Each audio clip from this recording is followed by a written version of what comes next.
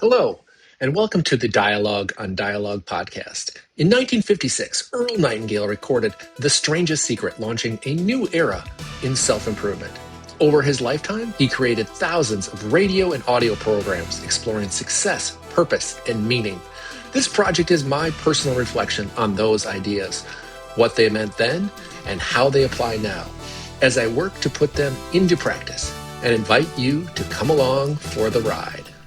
Episode 40. Make them glad they talked to you.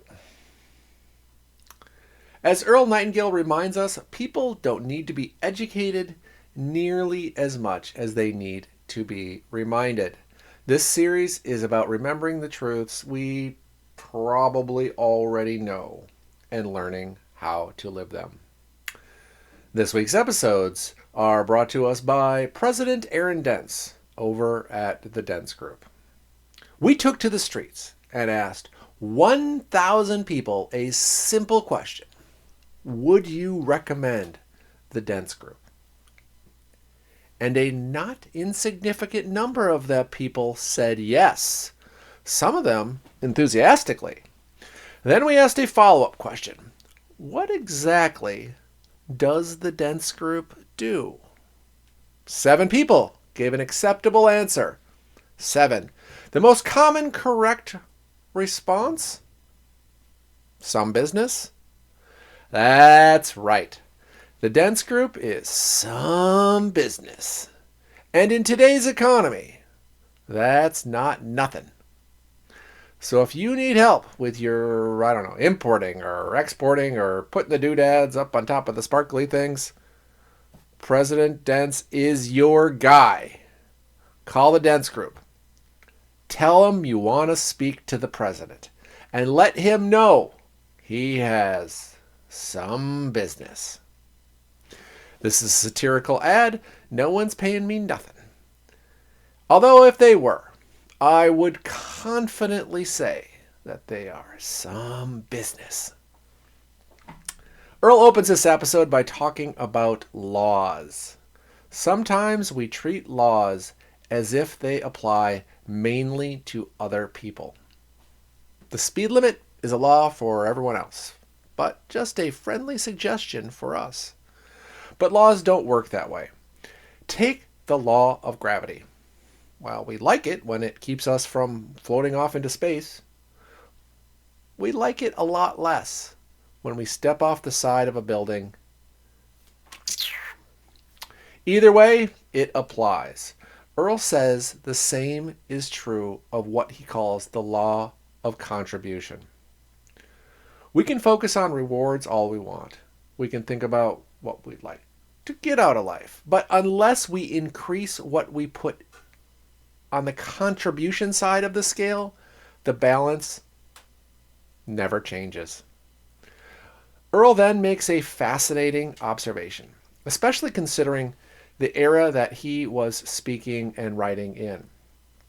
He says that modern people walk around with the equivalent of 20 servants at their disposal in the form of technology.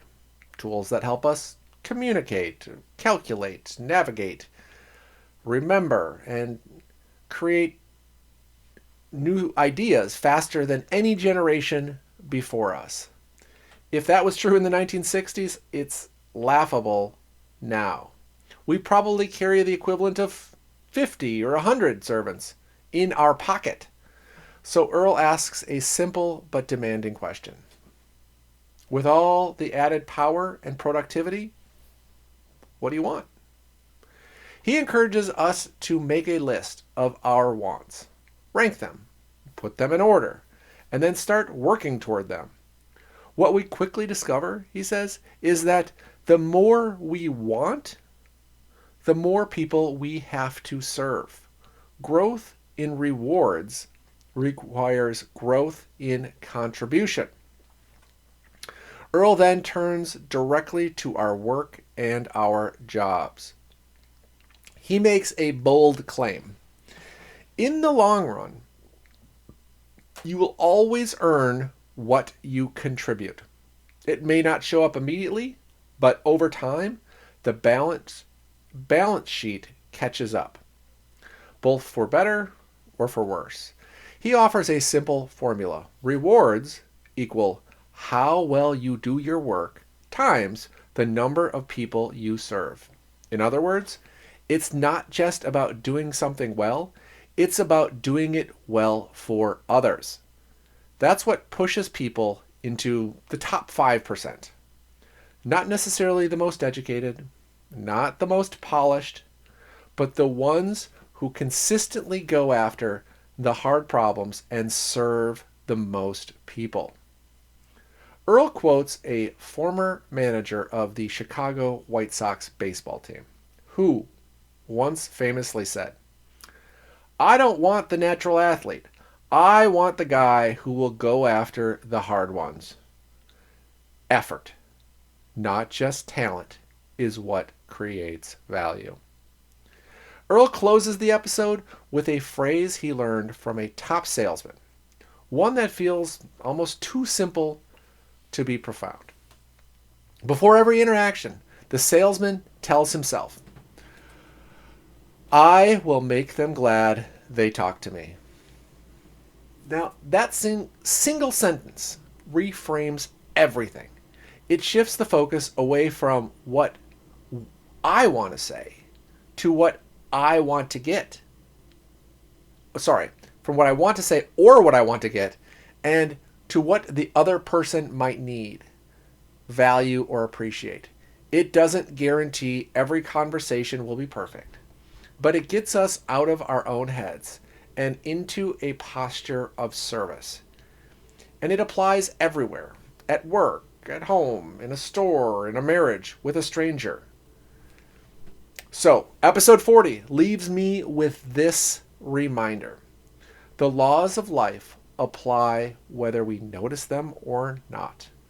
Rewards grow when contribution grows. And sometimes the most powerful thing we can bring into a moment is a simple intention. Make them glad they talk to you. Until next time, remember, the answers are older than we are and just as relevant today.